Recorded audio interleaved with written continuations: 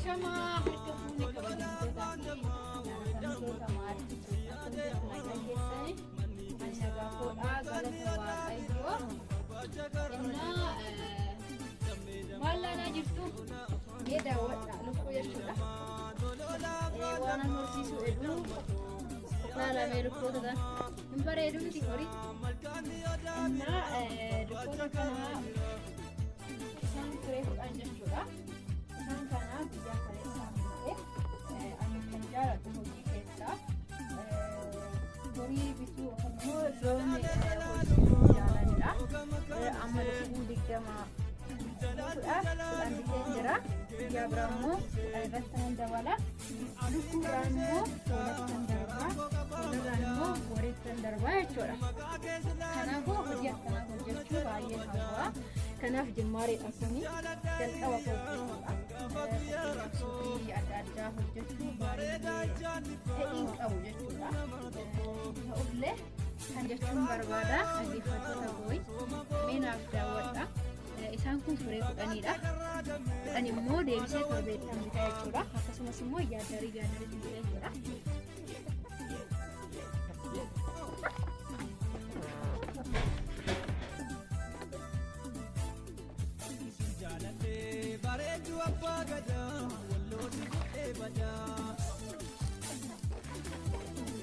akkuma laalaa jirtanii daawwadhaa asirratti jechuudha mee shaggaraa hojiin akkanaa hojjechuuni isaan tureen fudhanii kuni gara gatiin isaanii baay'ee ulfaata gara 3,500 jechuudha shaggiittiin 350 jechuudha kanaaf laalamee buuphallee buusaa jiru jechuudha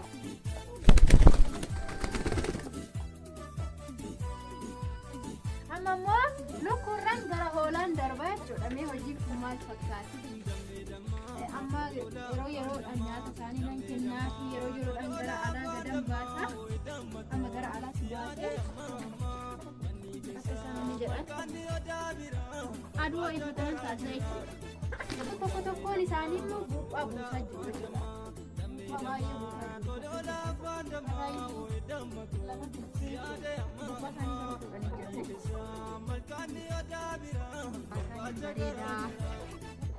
jechuun barbaada jaarin mo'ati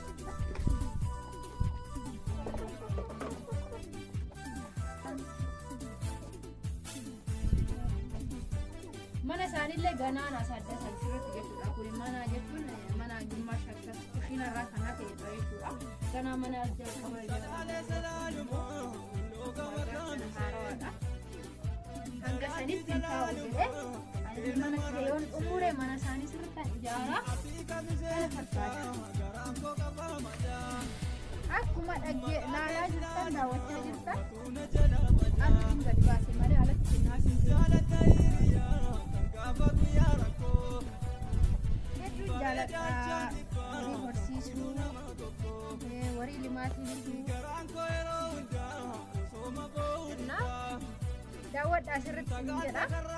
nyaanni shimbuunaadha boqqolloo biddeen bituullee dandeechaa ofii keetiillee gochuus hin dandeessu jechuudha mee hojii kana yoonaa jaalattanii warri immoo maatii koon taane maatii koonaaf ta'a laayik sheer godhaa warra maatii koon taane gahaa akkasumas immoo yaada jajjabina qabdan naaf ta'a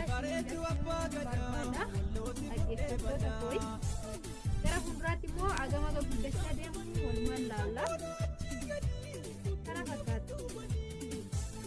yeroo gaarii isinis haa ta'u hunda keessatti ilaala gara formaan keessa jiru formaallee itti jenna gana hojii akkanaa warri jaalattan hin dhabamtan waan ta'eef kanaaf jabaadhaa laayik gochuun dagatinaa sheer godhaa mee yaada qabdanii komentii jalatti naa deebisaa hojiin kun hojii bareeda moo hojii kisaaraa qabudha moo akkamii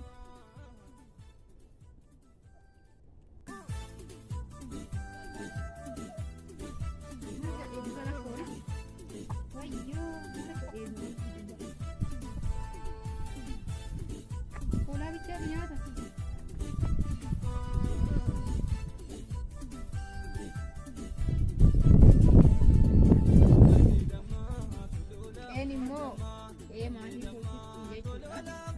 mana koo ijaarradhe mana koo xumuramee manni isaanii xumuramutti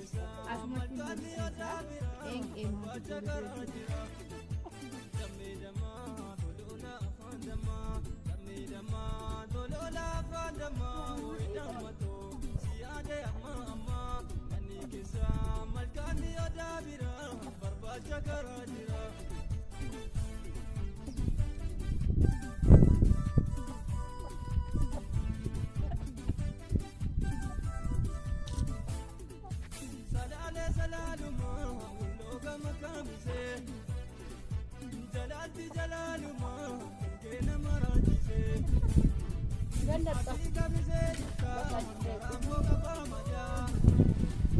Maka